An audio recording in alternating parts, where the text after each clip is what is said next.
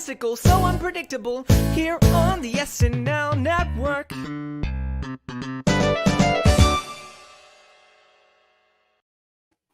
Yes, that is right. Hello, everybody, and welcome to week number 12 of our patron feedback shows. Wow, we had a very fun run in January with some interesting shows that I am very excited to break down with two of our wonderful patrons that we have had on the podcast earlier in the season, and I cannot wait to catch up with them to get their thoughts on the season, to talk some SNL social media, and to answer a ton of questions that we got this week on this late night edition of the patron feedback show. And the reason we're coming on a little bit later than usual is because we have some people joining us from different sides of the world. And first off, joining us all the way from Australia, it's Benjamin Lamb. Ben, how are you? Hello, John. A pleasure to be here. I'm great. Looking forward to having a chat about the awesome season so far. Yeah, I'm really pumped to get to talk to you. We spoke all the way back at the Jonathan Majors and Taylor Swift episode, so it's been a while. Looking forward to catch up with you, and it's always great to catch up with this guy. He joined me all the way back for the Jason Sudeikis episode, so it's been a while, Casey. Great to get to chat with you. Casey Killingsworth is on the podcast once again. Casey, how are you?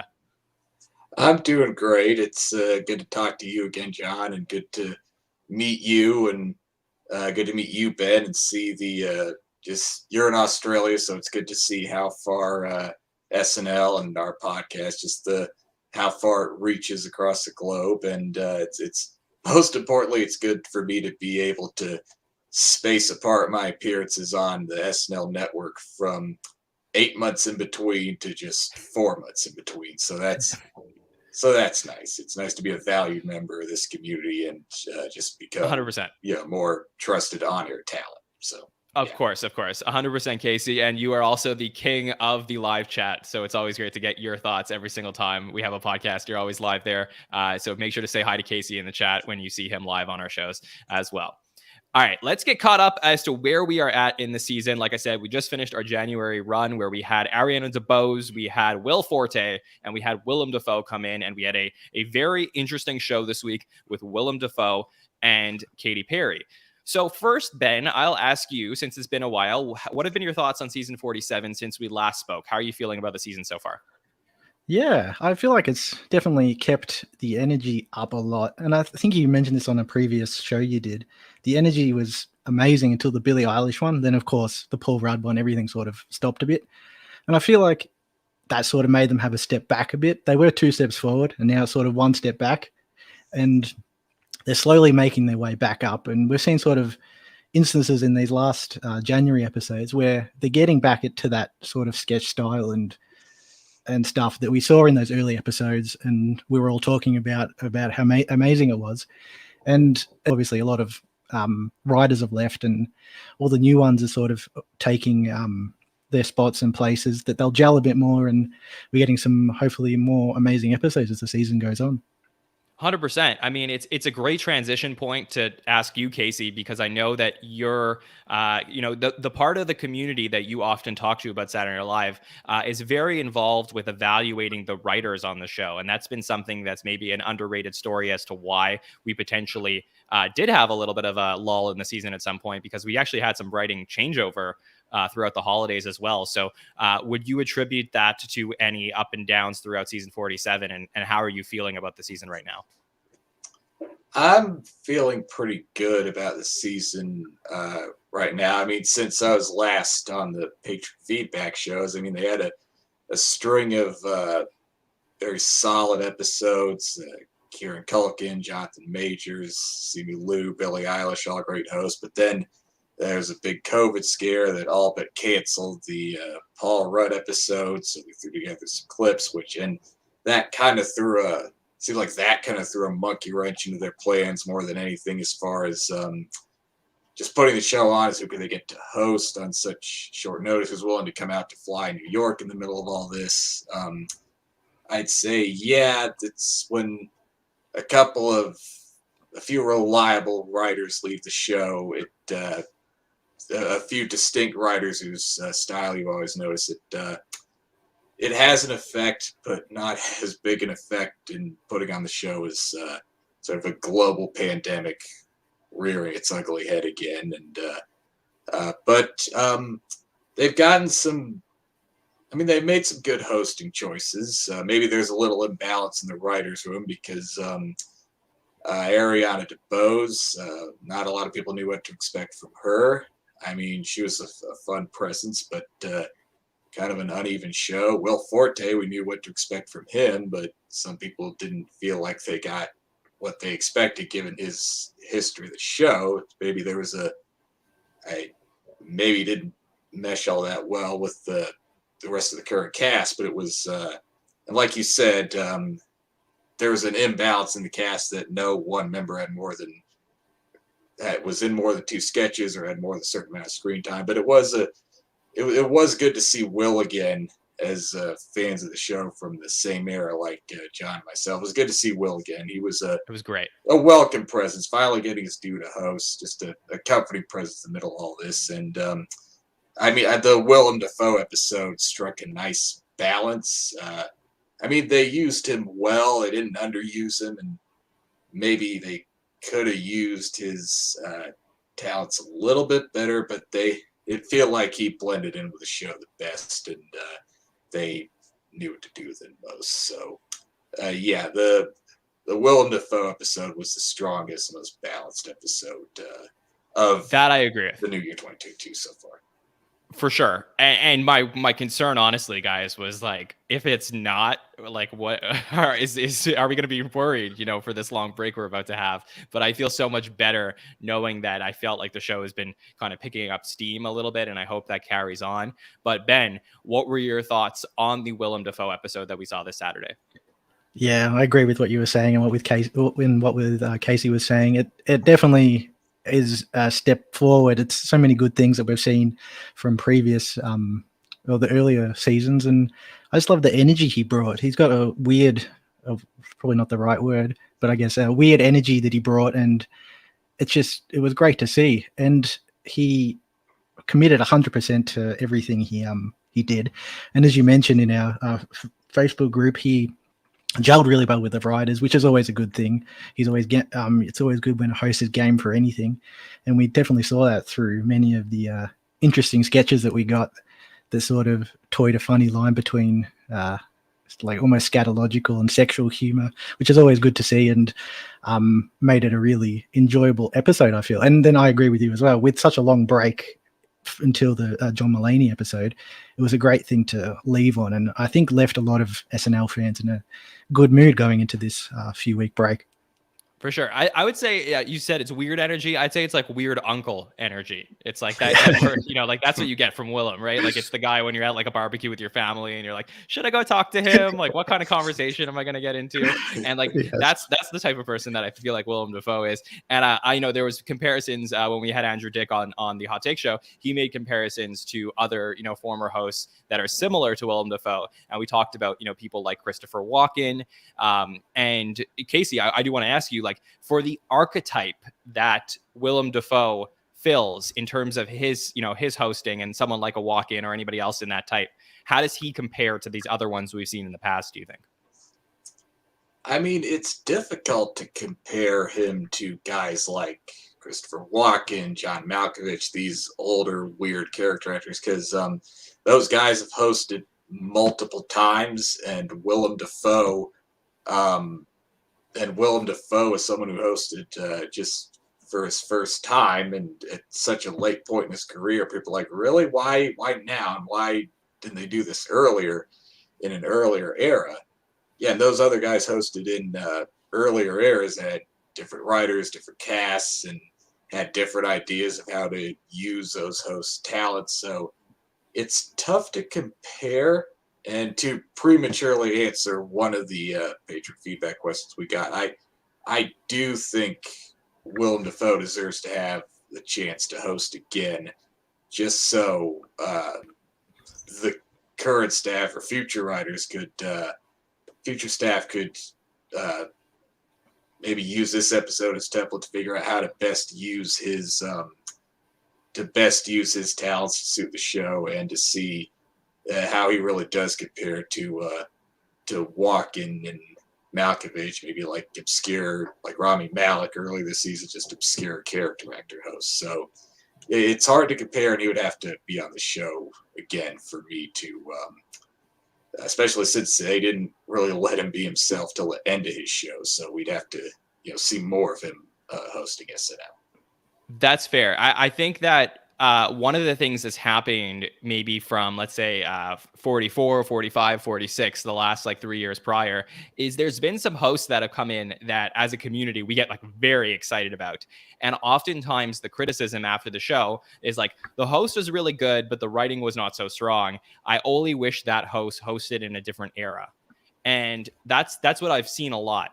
Whereas in season 47, because things, I believe, are gradually getting to a point that people are a lot happier with the show, I think that there's an element of that that's like, oh, if only Willem Dafoe hosted in season 48 or 49 or 50, whatever it ends up being, where, the show continues to get better and better and maybe there's more turnover.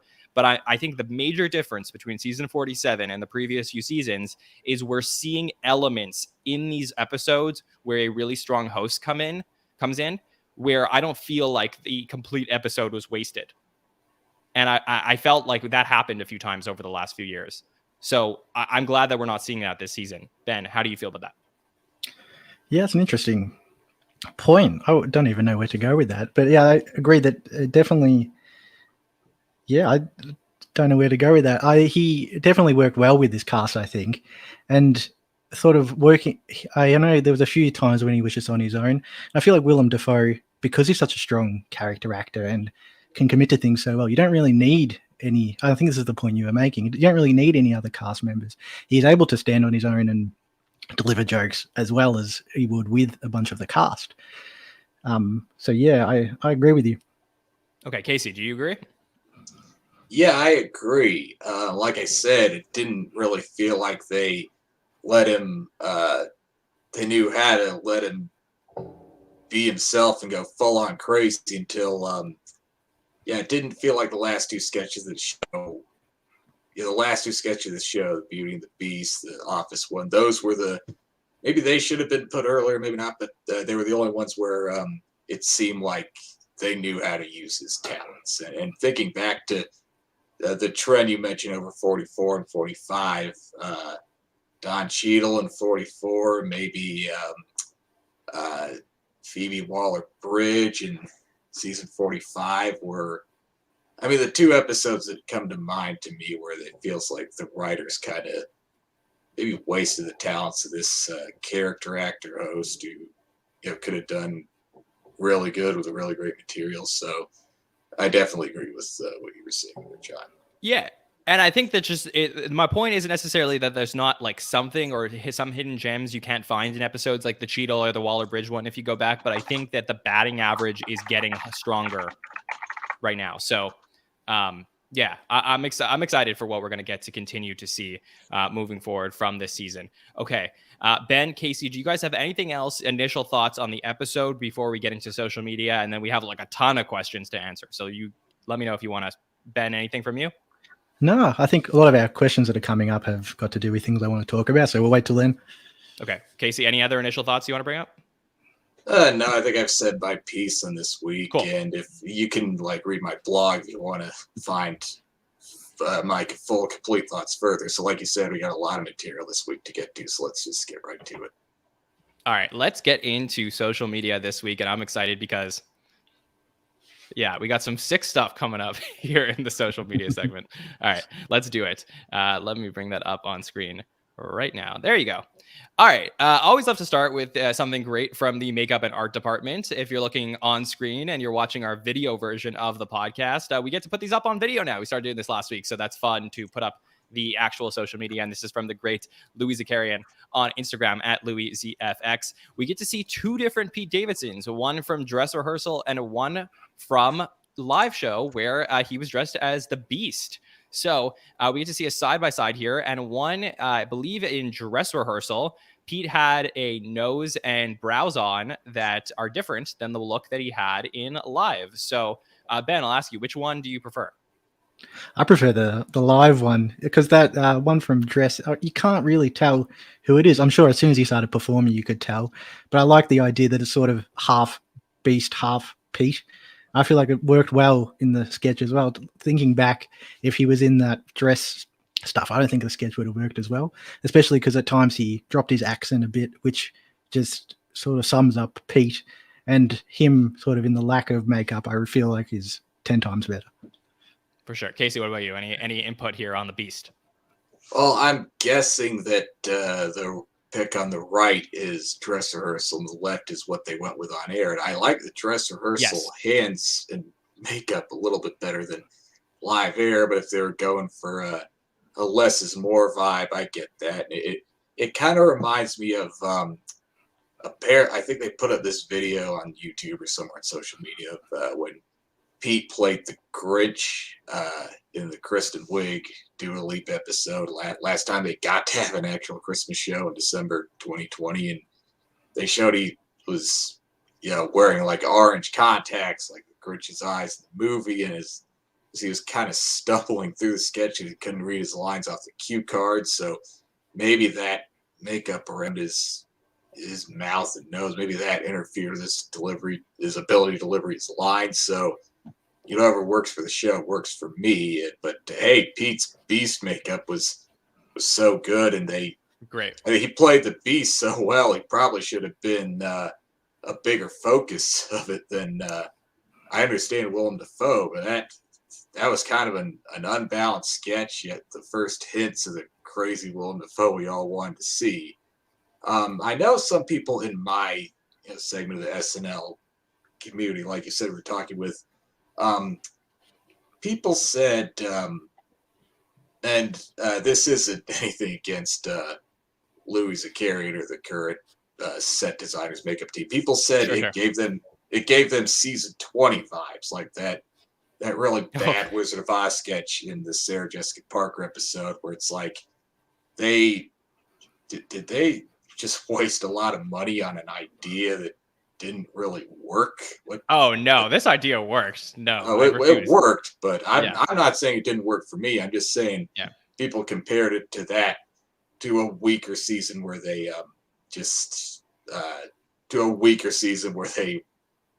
didn't know to spend more money on ideas that were better. So I'm just telling you what I heard.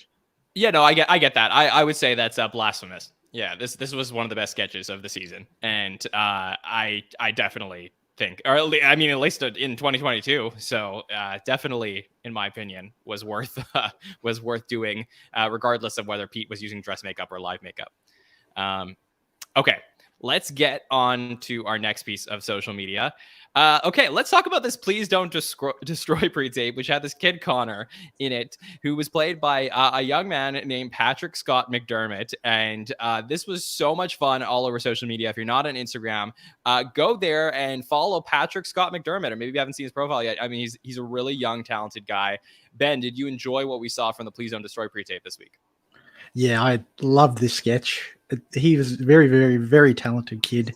And I think that something that Please Don't Destroy needed was sort of something different. Like it's great, their sketches, and the new one that came onto YouTube today, the new personalities one. It's great when they have just the three of them, but I can kind of understand for the average viewer, maybe they want something different, something a bit fresh, like we saw with the Taylor Swift feature and Rami Malek feature. It's good when somebody else comes in and they can play off. And I think that that Patrick really did it well. He gelled so well with the boys, and it was probably my highlight of the night, my favorite sketch. He really, really liked it. Yeah, I didn't get to play the sound clip, I think, on Monday, but I love this when Connor says this. The dragons. It was so good. But yeah, so on screen we have an Instagram post from Ben Marshall, with all of them holding Connor, including Colin Jost, from the sketch. And then we have John Higgins on the right on Instagram, says, "Our boy Kahan, played by Patrick Scott McDermott, will win an Oscar one day." So Casey, what were your thoughts on the Please Don't Destroy pre-tape we got this week?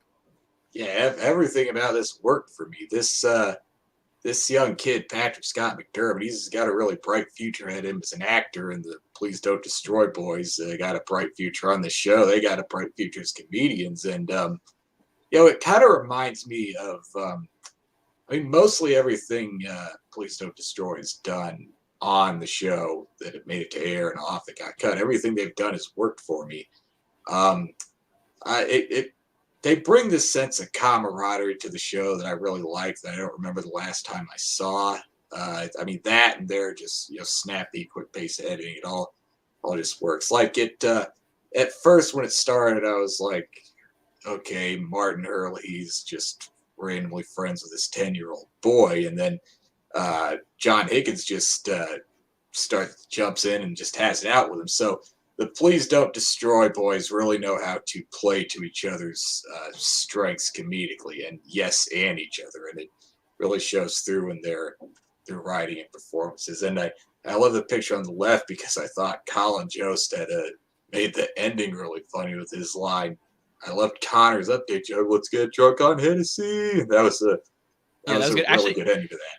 In this picture on the left, by the way, Patrick Scott McDermott, otherwise known as Connor, looks like he's going to turn into Colin Jost when he's older. Like, don't they? They look they look very similar to each other. Yeah. So maybe we have a future Weekend Update host on our hands. I want to bring up a couple of really funny comments from the chat, if the chat doesn't mind. But Monette said that photo on the right looks like a mentorship program stock photo. Not going to lie.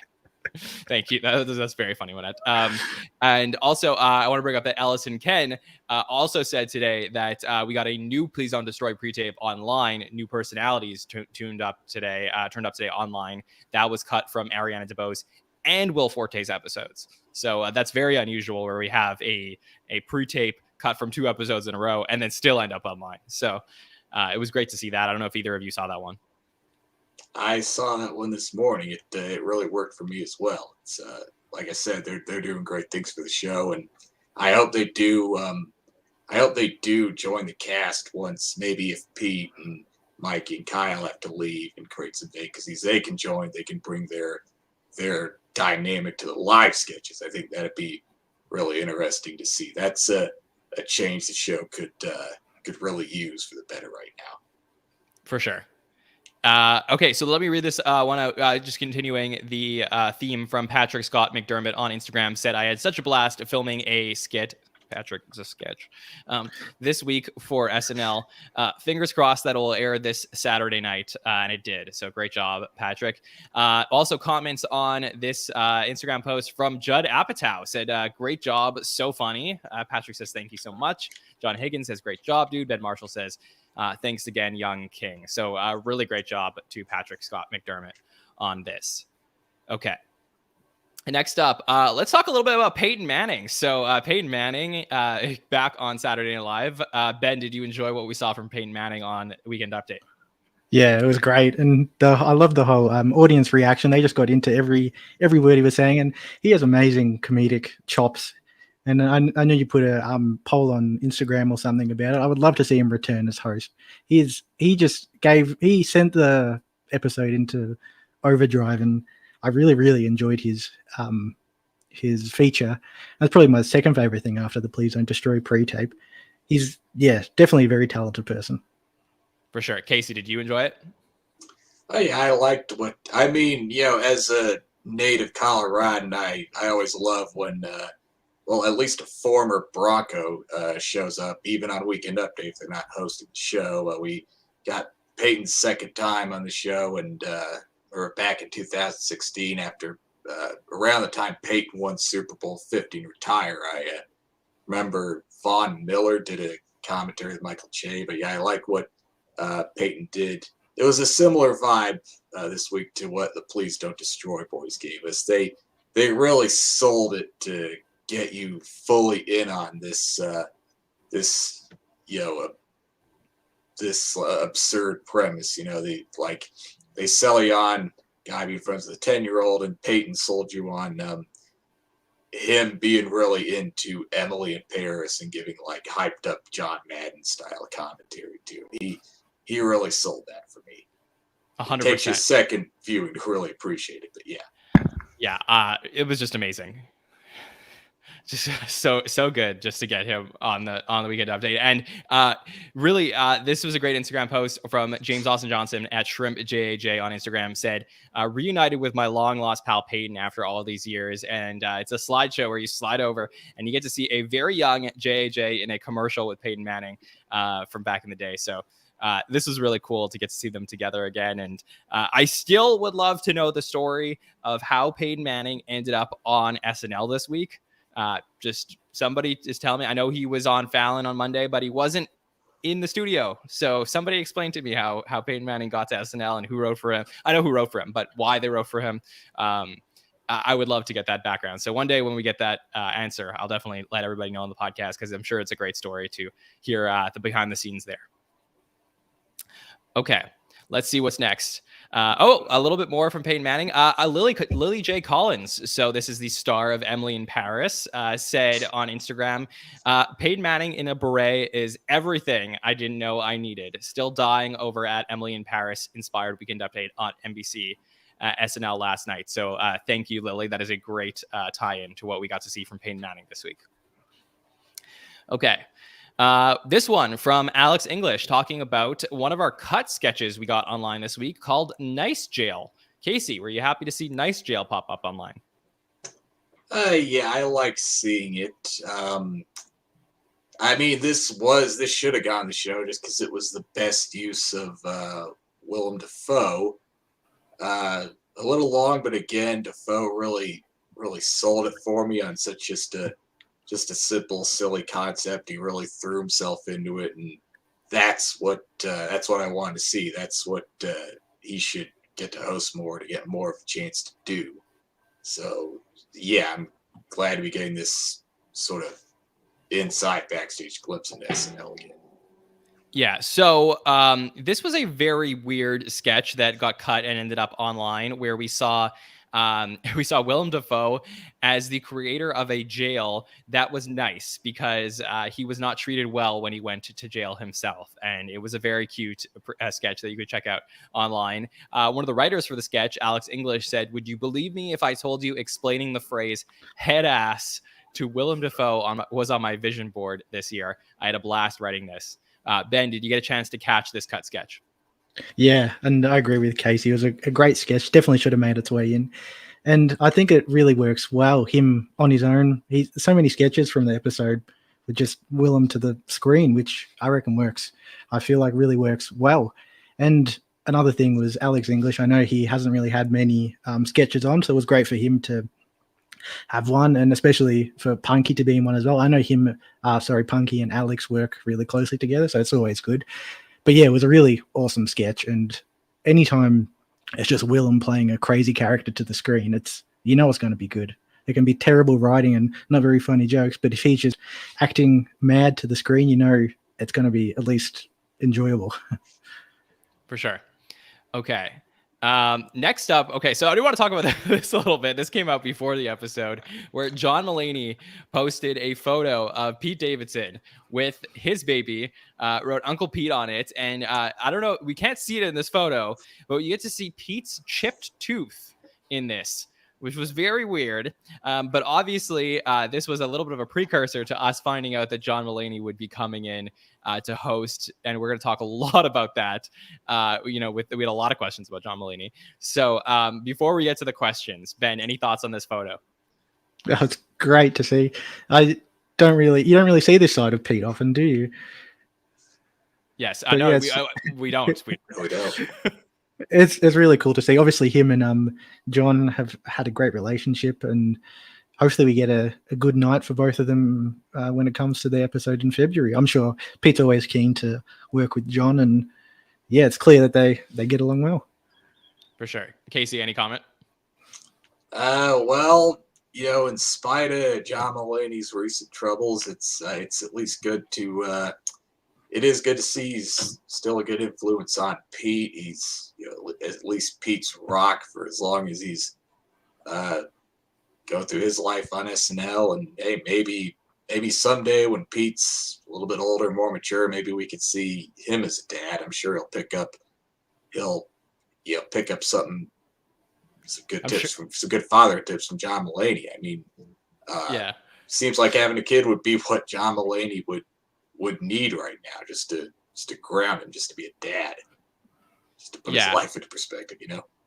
And who knows? There might be little Pete's out there right now that we don't even know about. So you never know. Maybe Pete's already a dad. We just don't know it. Okay. All right. So that's it for our traditional social media segment. I do have one more thing I do want to bring up, guys, which is I'm not sure. Ben, are you a Big Brother fan? Because I know that there is Big Brother over there in Australia as well. Yeah, it just came back this year, I think, in Australia. So yeah, I love it. Okay. Did you hear that former cast member Chris Kattan is on Big Brother? Yes, I did. That should be very interesting. Okay. Casey, what about you? Have you heard that Chris Kattan is on Celebrity Big Brother? I have heard about this. I've seen the tweets. It's been shared in Andrew Dick's Discord, and I heard Nicole and Rebecca talk about it on Hollywood Dish. So, I mean, I have heard about it. I wish him success with it. Okay, Casey, can you sum up, like, for people who haven't seen a lot of Chris Kattan, like what type of cast member was he on Saturday Night Live? Obviously, he hasn't been on the show. I know he's done a couple cameos, but I mean, he was a cast member up until 2003, so it's been about 20 years. So just fill in our newer, younger listeners who Chris Kattan was as a cast member. I mean, I don't know if the phrases Mango or Mr. Peepers or A Night at the Roxbury mean anything to our younger listeners who aren't that familiar with like pre-2005 SNL, but yeah, he was kind of a go-to guy for just a little like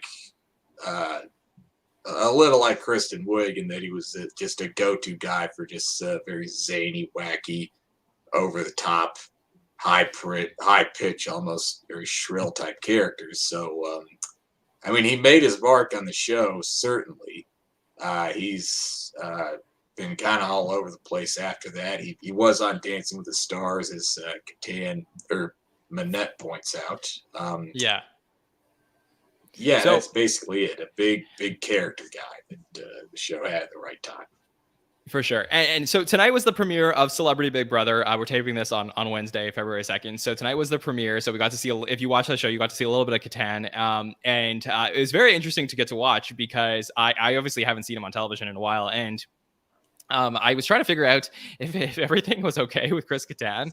And I did read up that this very weird story about how Chris apparently claims that he hurt himself in an SNL sketch like a long time ago, and that he ended up having some like back issues and neck issues because of it. And so I was wondering if Chris Kattan was okay. But what I decided to do is on the SNL Network, we're going to try our best, as long as Chris Kattan stays in the house, to give you a Chris Kattan update on as many podcasts as possible throughout this Olympic break. So I'm going to play a very short, about a 40-second clip from tonight's premiere of Celebrity Big Brother, and I'll get your thoughts, Ben and Casey, on how you guys think that Chris Kattan is going to do on Celebrity Big Brother. So I'll bring up this clip.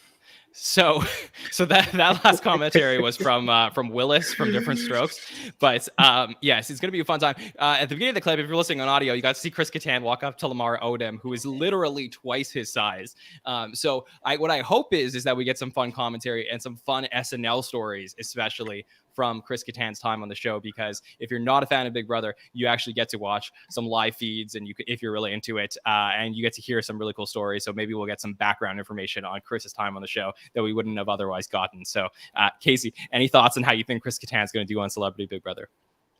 I mean, he'll do well starting out, I'm sure. I mean, he seemed, pretty positive. He seemed like a positive, upbeat guy who was there to make friends, unlike most reality show contestants. And he seemed like he really wanted to keep people's spirits up and get along with everyone. But you have to remember, most reality shows, I'm not a fan of reality TV for this reason, but most reality TV shows are very scripted and coached and heavily edited, just interviews spliced in out of context. And I mean, I could see Kattan being coached or scripted into maybe starting a big fight with someone. That might be entertaining. It is a reality show. It's all about the drama. So and they'll make up and forgive each other off camera and just realize it's all just, they didn't know it's all for the show. So we'll see.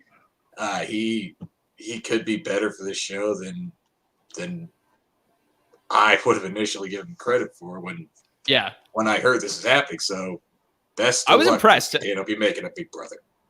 Thank you. And I agree. And I was impressed actually that that he was giving the speech, that he was the one out of everybody who was standing at the table bet, and that Chris Kattan was leading the group.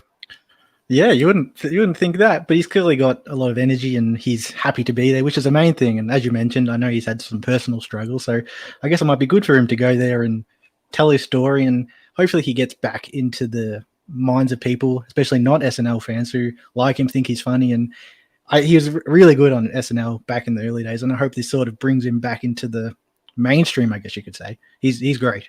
Hope he does well. Yeah, this is actually we'll end the segment off, by the way, because I do want to play more Chris Kattan stuff on other podcasts if he's still there. So we'll see what happens. But I would love to answer this question from Nick in the chat, which says, which present or recent present day SNL player will be on Celebrity Big Brother in 2033? So in about 10 years, Casey, do you have a guess? Which recent SNL player will be on Celebrity Big Brother in about 10 years? Somebody said Pete. I definitely agree. He seems like the only present day cast member to go in on that side of celebrity. Maybe Kyle. He'd be a high energy type guy that'd be good for that. I can't really imagine anyone else from this cast doing reality TV just to stay somewhat in the limelight. But I'm just gonna go with Pete. I see Ken George Jones says Melissa. I don't know. I would hope she has a better career than that in the future. Yeah, that's Ben. You have a guess? Yeah, I agree with Casey. Pete definitely, mainly just because his life outside of SNL is so newsworthy and people know him, and I reckon I feel like he would be a great draw card for the show. And yeah, definitely Pete. I can see.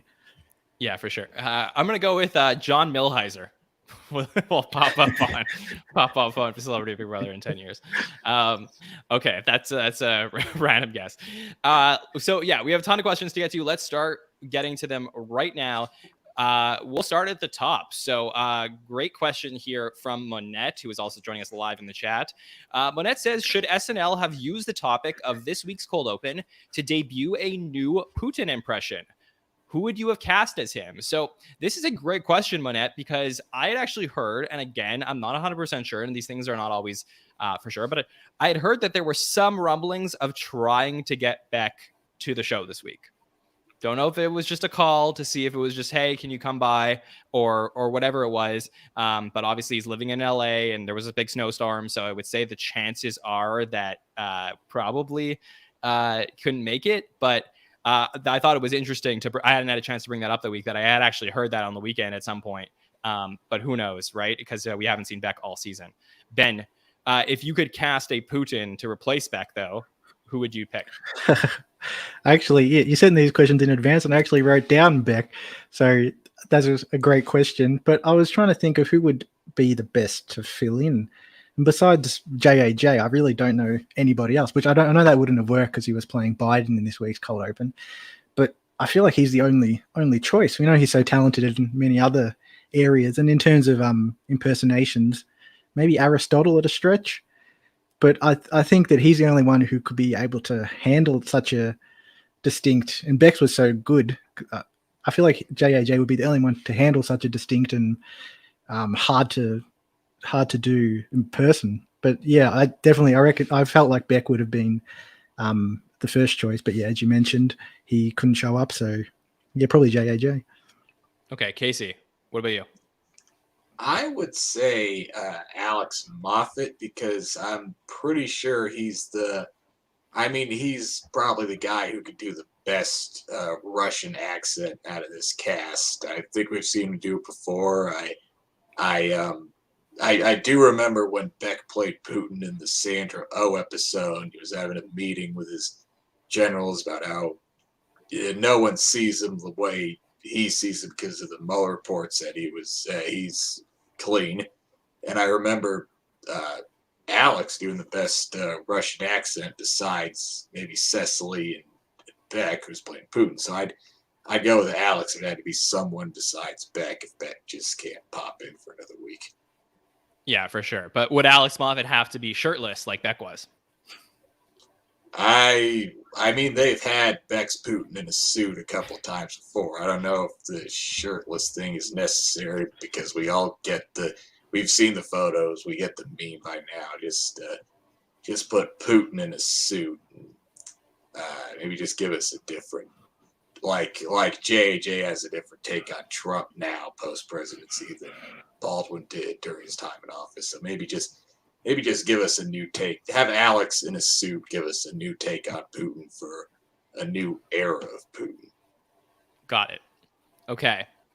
Let's take this next question from Haley Riverstone. And Haley asks, would you like to see Willem Dafoe return? I enjoyed him, but I felt like the writers weren't sure how to write for him. So we did talk about this a little bit in our intro, Casey, but is there anything else you wanted to follow up about potentially seeing Willem Dafoe return?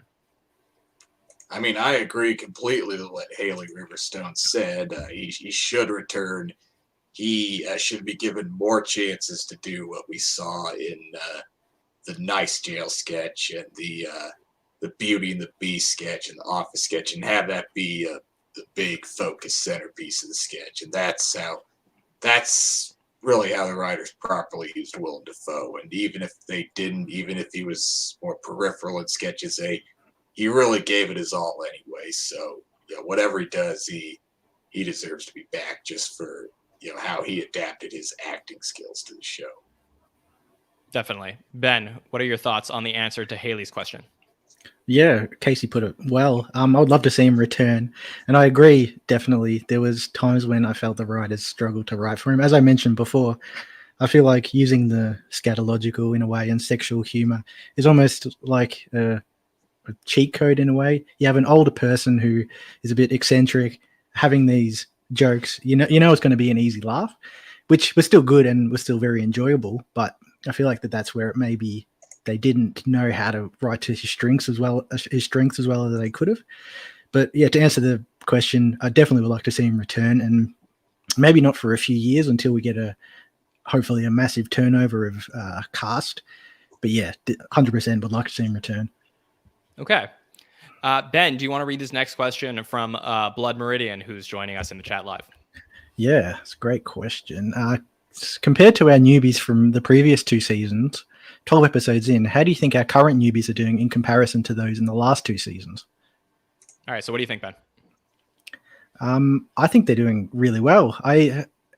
Obviously, James Austin Johnson is an outlier. He's done very as well as any new member has in the last few decades.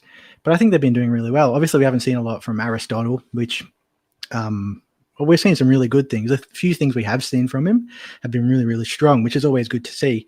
Whereas you think back to the last few seasons, the first sketch appearances from the new members maybe weren't as impactful as Sarah's has been and as Aristotle's have been in these first few episodes.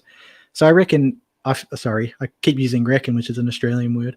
I feel like that the current newbies are doing very well compared to the previous seasons, to answer the question. Yeah, Casey, what are your thoughts on this? I mean, the newbies from the past 3 seasons, Ego Woden, Chloe Feynman, Bowen Yang, Andrew Dismukes, and Punky Johnson. I'd say, compared to them, I'd say as much as we'd like to see more of Sarah Sherman, JJ, Aristotle Atari, I'd say they're on the right path. They're where they need to be, because cast members like Ego and Chloe didn't really begin to leave their mark on the show until at least at the earliest their 2nd season, and in Chloe's case their 3rd season, and this week with everything she was in.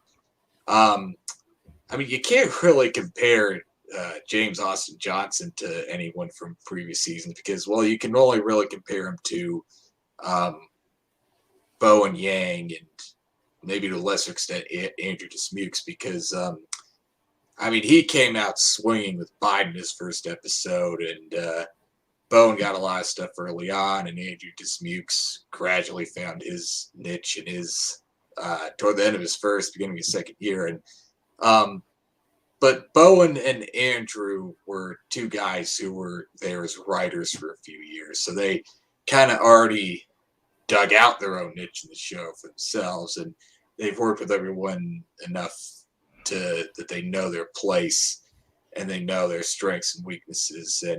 And J.J. just came in like that with all his political impressions and voices and everything. So, yeah, they're all right where they need to be. And, yeah, I'm sure I might add more to that, but I think I've said it. I've kind of drawn a blank. Great. I was going to wrap that up. Thanks. No problem. So yeah, JJ to me, I actually think is a complete outlier, obviously. But I would say that what we're getting to see from Sarah and Aristotle, it's definitely been a little bit quieter during this lull. But again, like totally, like we don't know what we would have seen from them had it not been for the COVID protocols that ended up being instituted and eventually pretty much canceling the Paul Rudd show. And yeah, like we ended up getting a lull in the season, so it sort of fits, but I actually think that Sarah and Aristotle, to me, are about in line with what I've seen in initial seasons from Ego, from Chloe, from Bowen, and from Andrew. I think that the exceptions in the other direction, whereas JJ is the positive outlier, I think the negative outlier is certainly, Punky Johnson, unfortunately, which is again something we haven't got to see. She had a really good start and then kind of faded towards the end of 46, and we just haven't seen much. Obviously had a very good episode this week, but still hasn't seen much from it, or we're waiting for more. And then Lauren Holt had a great start to season 46, playing Casey. She had a prominent role, just blanking on it. She did that Valentine's Day commentary on Weekend Updates with Jay, and I think that was it. I think she had someone in the chat maybe will help me out, but I think she had a celebrity impression as well that was pretty big at the show. She was Pence's wife. Jenna Ellis, Pence's wife, and Giuliani's lawyers. One of Giuliani's assistants from his trial. Yes. But what happened there basically is like, again, I hate to archetype every single person on Saturday Night Live, but basically what happened is like 80 pretty much came back, and that was the end of it. That was the last thing we heard of Lauren Holt. So for me, it's just like, I do see that there is areas here that Sarah and Aristotle, and of course Punky, they haven't been filling. So the hope is that they're going to step up and take those things. And I actually feel like Sarah, to me, is like a no-brainer, obviously stepping up in different ways. And I think Aristotle will get his shots towards the end of the season. So I see a lot of people in the chat very high on this group of rookies. I think this is a great rookie class. Really just like one of the best we've had in a long time. Okay. Casey, do you want to read? Actually, I'll take this next one and you'll do the next one. Okay, so this next one is from Naomi Wyas, who I believe has joined us live as well. Maybe I missed this, but why the long pause until the Mulaney episode? So that is because of the Winter Olympics. So NBC broadcasts the Winter Olympics. They're on pretty much like the entire day and night, whether it's live or repeats. So basically there's like no room to have Saturday Night Live. All of NBC's content stops. Casey, they've been cutting for Olympic content for a while, right? So I think that the Olympics used to be on CBS, maybe back early in the early days of SNL, so they didn't do that.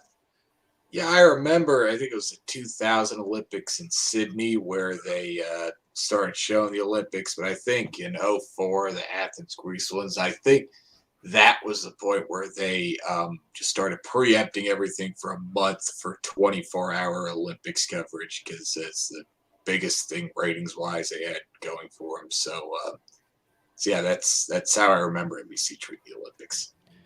For sure. So this is pretty typical. The unfortunate part, like I said, was obviously this Paul Rudd episode made us feel like we had an even longer break over the Christmas holidays. So it kind of felt like we got like two huge breaks in a row, and that was unfortunate for the schedule. Okay, Casey, do you want to read this question from Ike Moore? Sure. Ike Moore, another great patron who's been on these shows. Ike Moore asked, do you guys think it's too soon for Mulaney to return given his tough year or so?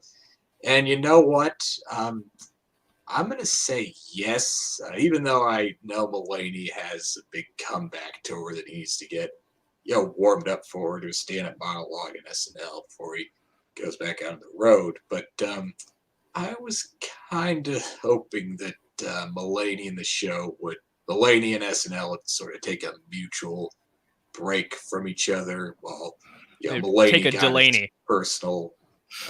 Take a Delaney. Mulaney gets his personal issues together, and I just Mulaney's coming up. I was looking over my blog reviews from his last two shows, and I noticed how much I talked about how I didn't want to see John Mulaney just become the new Justin Timberlake of his era. Because, he was fun, but he kind of Timberlake did all the same sketches in the same way every time. There may have been a diminishing returns with things like Barry Gibb Talk Show, Dick in a Box Singers, bringing on down to Omeleteville, every little beat he hit every time he was on. And, that's fine for Justin Timberlake. He's like a pop star turned comedian turned actor. But Mulaney was always a comedian, a writer, a stand-up. He had a mind for writing comedy. And in his first two episodes, he would, work with the cast to develop their voices, create new sketches. He would give featured players like Heidi and Luke Null and Ego their own showcases for them, and he'd dig out some of his obscure dress cuts he wanted to do that landed, like Diner Lobster was one of those. But the two episodes he hosted in 2020, he kind of fell into that set formula of doing like the Uncle Meme, the big Broadway numbers. He's kind of fallen into the Timberlake trap of kind of doing all the same things to the point where you might get sick of them. But I understand three major things in 2020 that led to that were, COVID throwing a wrench into their plans, and maybe because of COVID, Mulaney being essentially forced by Lauren to come back and fill in for scheduling issues, and Mulaney's relapse that led him to go back into rehab. But since Mulaney's rehab is behind him, and we're kind of in the midst of another COVID monkey wrench situation with this mid period of the show, I'm hoping at least one of those big things being out of the way, and hopefully Mulaney getting to host the show when it was convenient for his schedule will lead to a more fresh and creative show rather than just more of the same, because this worked once with Mulaney. Let's just do it all over again. Right. And I definitely see the Timberlake comparisons in terms of this episode feels like a John Mulaney episode and Timberlake's episodes feel like a Timberlake episode. But my 2 cents on this, as far as hosts coming back so often, is I always love to see a host come back who was a great host at a different point in their lives. And I don't know that it's been enough time. I know he's been through a lot in the last year and a half or whatever, but I don't know that there's been enough time for us to really say John Mulaney's at a much different point of his life than he was the last time he hosted or the time before or whatever it was. Like, I think, having somebody come back, 5 years later is super interesting to me, especially if they're a well celebrated host, because then we get to see something different. But I know I'm talking about out both sides of my mouth, but at the same time, there is a really cool element to this, Ben, and I see that Ellis brought this up in the chat, which is that it's very rare in the history of the show that somebody comes back so many seasons in a row. Like, it's kind of cool because we did have this in the 90s with John Goodman and Alec Baldwin and Tom Hanks a little bit in the late 80s, Steve Martin and Buck Henry in the 70s. So it's really rare. So I guess in a way it's unique, so it's cool, but in general, I prefer spacing between hosting appearances. What are your thoughts? Yeah, I agree, definitely. And I feel like it's a great point you bring up in the sense of you need somebody, if you're having a repeat host, especially up until they're 5-timers, you want them at different points of their life, maybe over a decade or so. And I feel like the shows he hosted in 2020, as Casey mentioned before, they sort of repeated a lot of the same things. And I feel like I hope not, but I feel like this episode in February is going to be maybe similar to that. We'll be definitely seeing a lot of the same things, and I feel like that should have been many other choices who should have reached this 5 timers mark over him. He's a great performer, obviously, and he would have definitely made 5 timers at some point.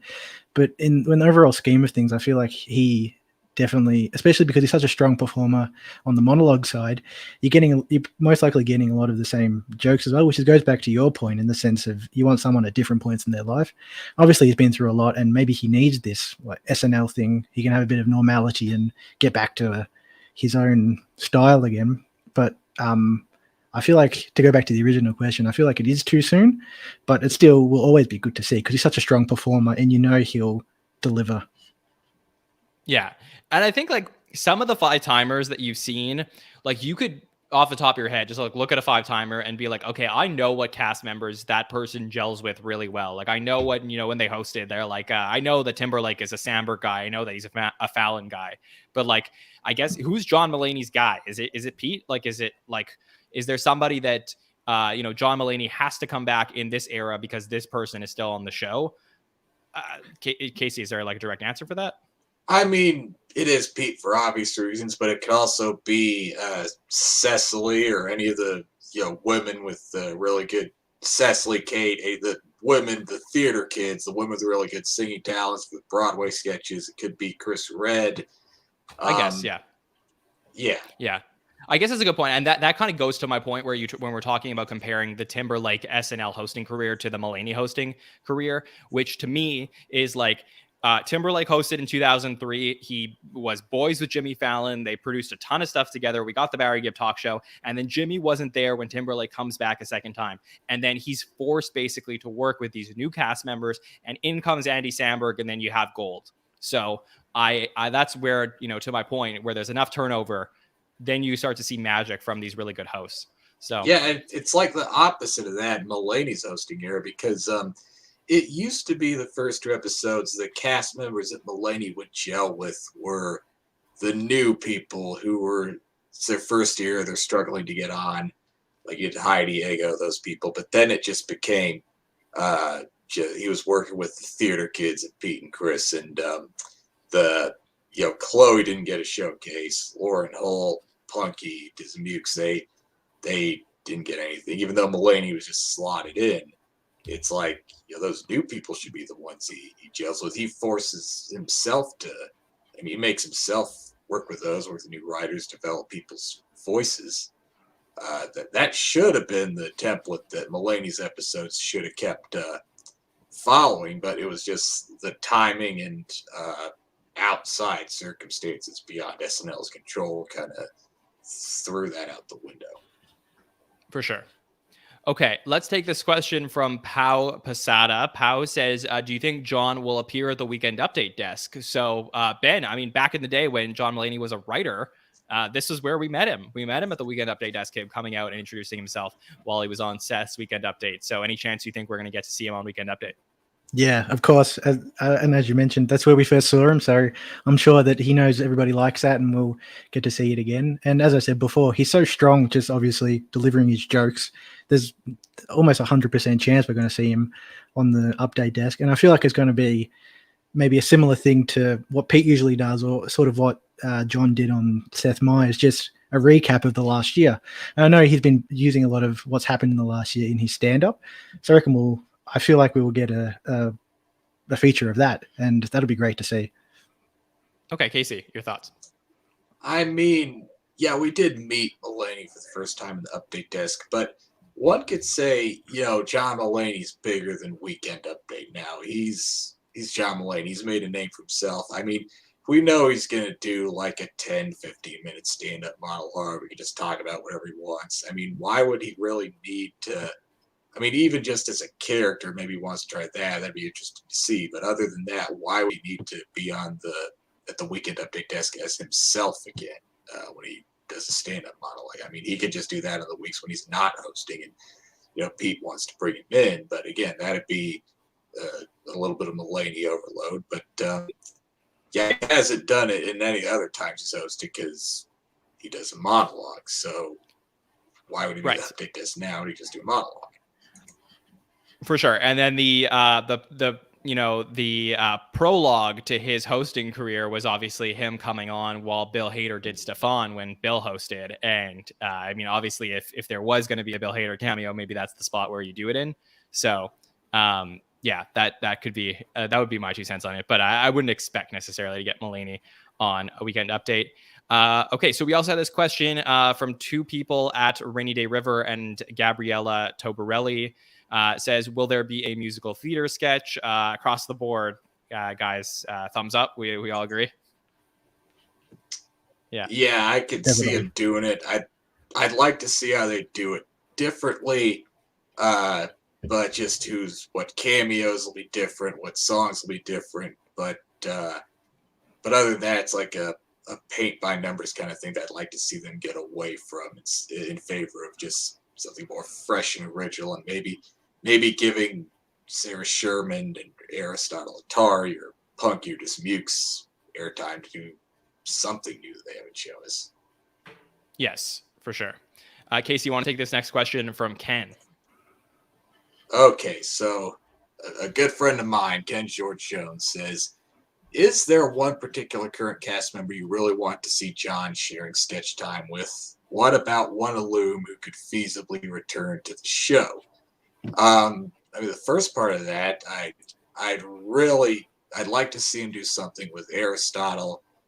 We haven't seen much of him, so let's showcase more of his talents. But I'd really like to see him do something with Sarah Sherman. I mean, we've seen Sarah gels the best with the PDD boys as writers, and we don't quite know who Aristotle gels with. So I think Mulaney would best serve Aristotle, or even, as I just said, Punky or just Mukes, just to help them find their voice. What about one alum who can feasibly return to the show? Well, as we've seen, Mulaney's alum cameos are going to be from Mulaney's era, so Fred Armisen lives in New York. He wouldn't have to fly out and then seem totally done with the show yet. Maybe Will Forte. He was just on the show. If he's still in New York for whatever reason, I wouldn't mind seeing that. But maybe outside cameos are another thing that they should play down in Mulaney's show in favor of just more original, original, fresh content that Mulaney helps the newer staff just discover and showcase. Okay. Ben, your thoughts? Any cast member you would like to see Mulaney work with, and any alum that could pop in that you enjoy seeing on the Mulaney episode? I agree with Casey. It always will be good to see him gel with the newer cast, and it's always good to see the younger people and the newer performers get a voice. And as you mentioned, and just to repeat it, would be amazing to see Aristotle get a showcase again besides Angelo. And then in terms of one alum, agree completely. Anyone from his era makes complete sense. I'm not sure about Bill Hader's whereabouts, but he'd be amazing to see always. I know he cameoed in, I'm not sure what episode, but one of John's previous episodes, and that was really great to see. They work well off each other. And I know they've worked outside of the show a lot. I really would like him to see Bill Hader return to the show, but I don't know if that's feasible. I know that's the question. Yeah, I would love to see it. I think if I'm going to go outside the box on some cameos that I would love to see, or someone, SNL related that could pop in, give me Simon Rich and Marika Sawyer, the 2 writers that used to write with John Mulaney. I think that would be really fun to see them come in to write with him, or to appear on screen as just a little bit of an homage to those 3 used to write together when they were on the show. So that could be a little fun. And this is going to lead into our next questions, but really we've gone about a little over an hour talking through the Mulaney episode a lot, and haven't mentioned that it's his 5th time hosting. So, it's a 5-timers, potential. And you have to think about the expectation being that we're going to get a long stand-up monologue. But truth be told, do we get the 5-timer sketch instead? Because you can't really do both, right? So this question comes in from Jonathan Mark and says, do you think they'll do a 5-timers club sketch on the Mulaney episode? Ben, what do you say? I really hope so. But as we've mentioned a lot, John is obviously so strong with his stand-up. maybe not. We'll possibly see some cameos of five timers throughout, but I feel like because of Paul Rudd's five timers episode, and it sort of was a bit of a dampener for everybody who knew that there was a five timer sketch on its way. So it'd be cool to see. It's a tough one, isn't it? You weigh up, what would you rather see, the 15-minute amazing stand-up set or a five timers club full of cameos? There's no question. Obviously, the five timers club. Yeah, I agree with that. But I can understand people who would rather the stand-up set. I cannot. But yes. Okay. Well, yeah, for sure. Casey, do you think they're going to do the five timers club, or do you think we're going to get long monologue or some version of both? Well, I mean, we know a five timers sketch wouldn't be the monologue. We know it would be Mulaney's stand-up, and since we'd already seen 3 five timers sketches, Tom Hanks, Justin Timberlake, Jonah Hill, I think the Hanks one really holds up the best, to tell you the truth. I would rather see, I mean, maybe they could do a different type of five timer sketch in the middle of the show, like when they had Alec Baldwin and Steve Martin at the 12-time Platinum Lounge, something format breaking like that. But I'd kind of rather see how it's a sneak preview of how Mulaney's last year of his personal life would affect his stand-up than another five timers sketch where, oh, it's Tom Hanks and Steve Martin and Paul Rudd come and put a jacket on him. Yay, five timer. We had to get him in there. I'd rather see a little bit more format breaking or just maybe a new perspective on stand up from Mulaney, because from what I've heard, people went to his show and said, man, it's gotten a little bit darker than his previous stand up. So I'd go for more Mulaney stand-up than a five-timer thing. Yeah, I think that if there was a blend, like potentially, start up the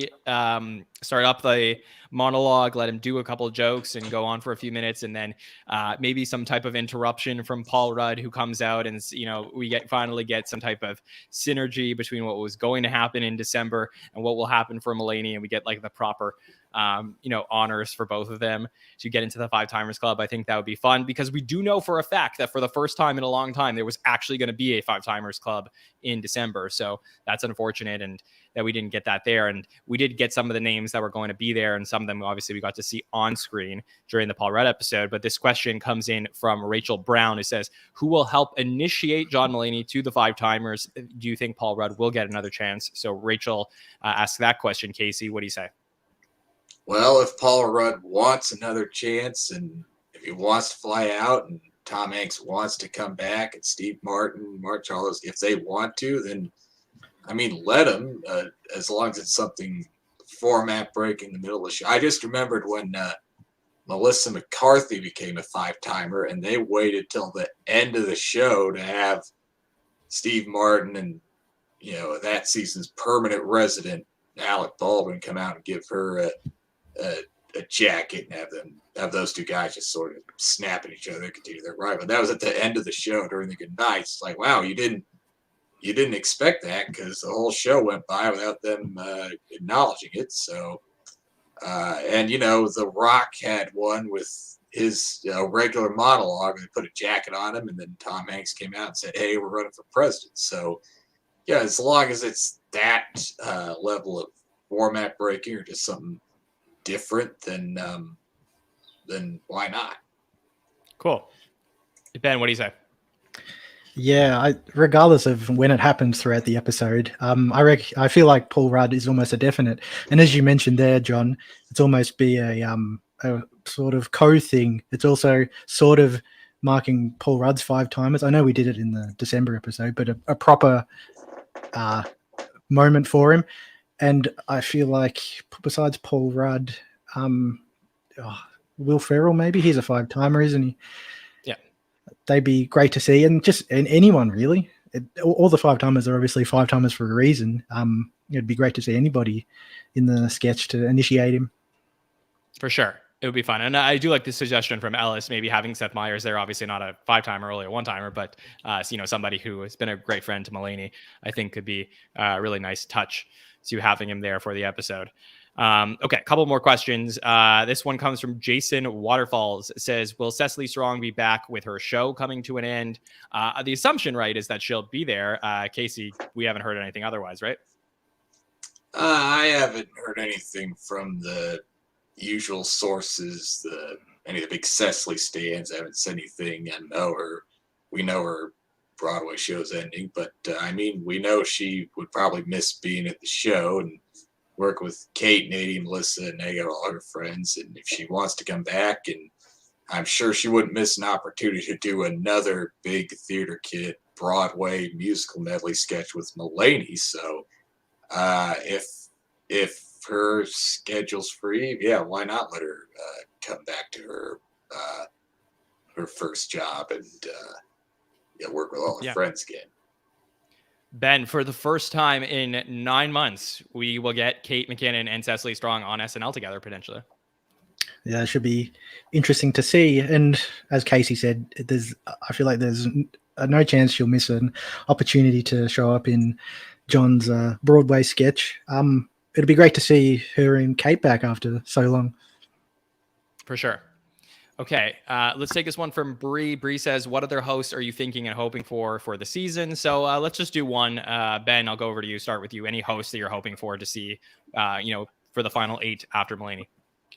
Definitely a female, I feel would be good to see. Maybe Zendaya after Spider-Man and Euphoria.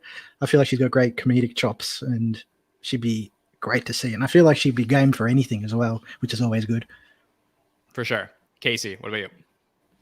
I was just thinking how much I'd like to see Keegan-Michael Key come back and maybe fill the void that we thought Mulaney was going to leave, this being this era of the shows, just hip young male comedian who may not have something big to promote right now, but just likes work with his cast, and they go back when they know it's someone who will work well with the cast, has pre-existing relationships with them.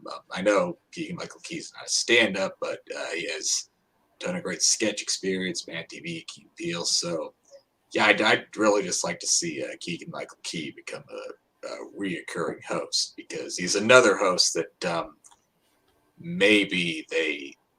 what they showed us was that maybe they could have used his talents a little bit better than they did. So he really deserves maybe his second, third, fourth, 5-timer chance, maybe. For sure. I couldn't agree more with both of those choices. I think those would be really fun. I'm not really great with names as predictions and stuff like that.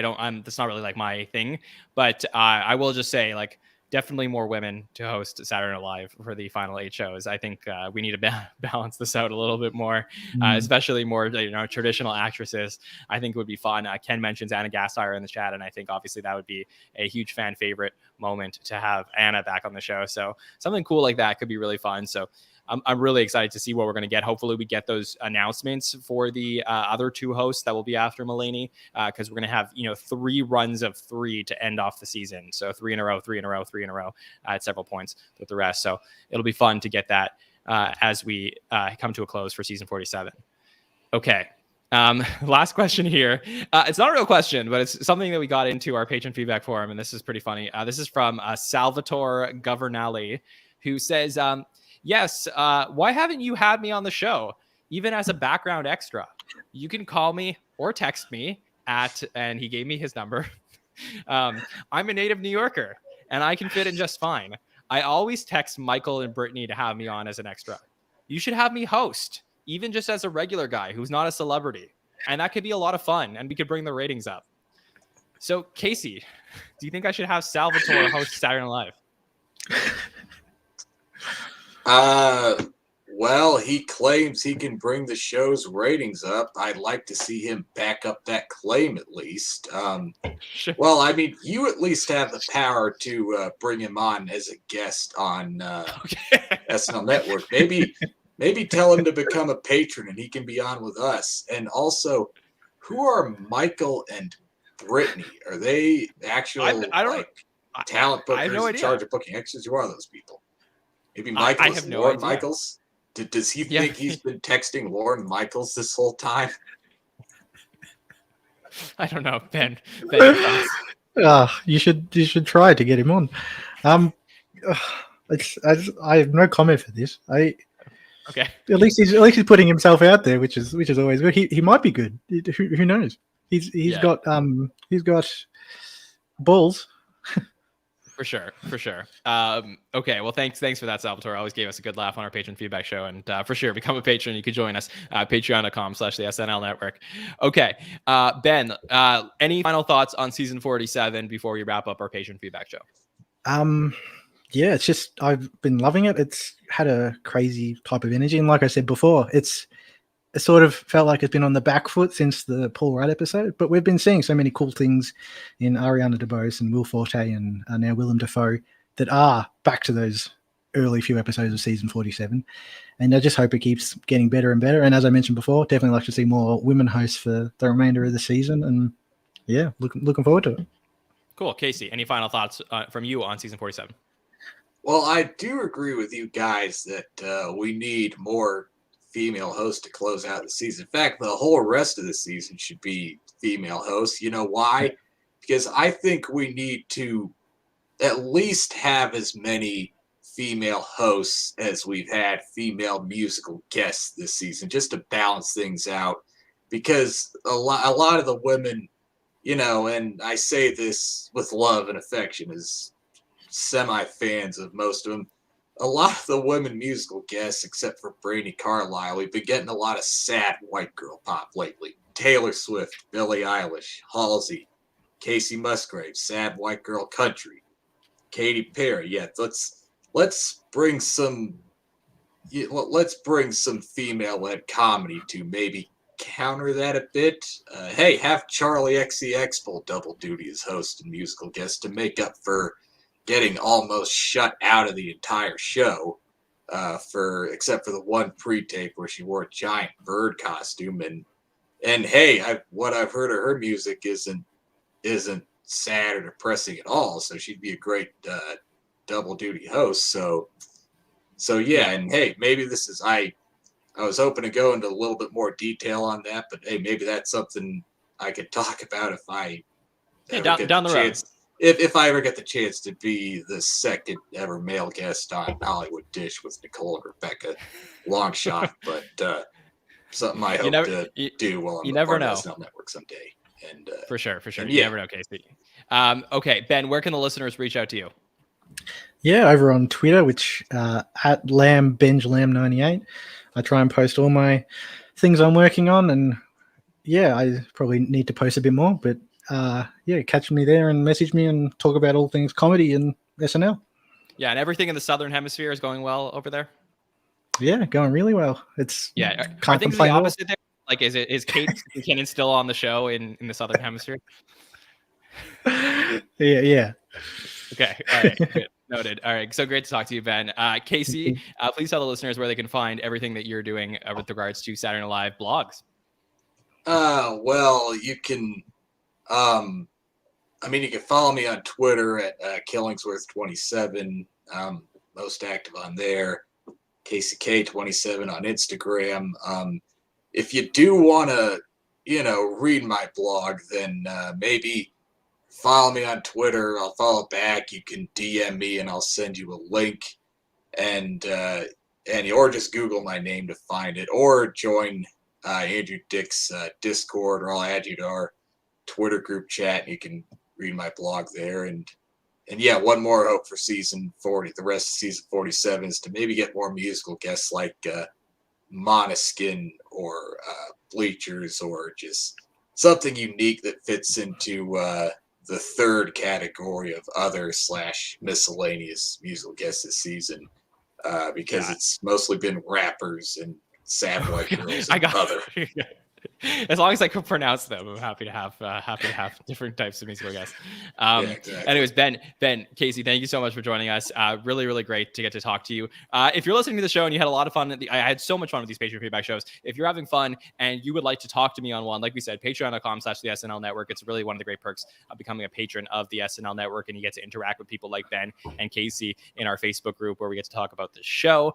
You can find our other shows that we did this week, our Hot Take show and our Roundtable, on our our podcast feed, please subscribe. You can find that anywhere, Apple Podcasts, Spotify, all the places where you find podcasts. We're on YouTube as well. And, hit that subscribe button. Always appreciate people when they do that. You can follow us at the SNL Network on Twitter, Facebook, Instagram, and TikTok. And we will be back on Monday night. We're going to, a little bit of a hiatus as we head towards, the Olympics and stuff like that. So we're going to be back on Monday, though, to talk through the numbers of this season. So if you're interested in data and stats, join us on Monday night because Mike Murray will be back and we'll be breaking down the screen time and who is improving and going down in the power rankings so far this season. That's always a really fun show to get to do with Mike. So that'll be Monday night at 8 p.m. Eastern.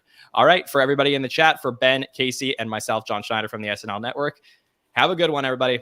We'll see you next time. See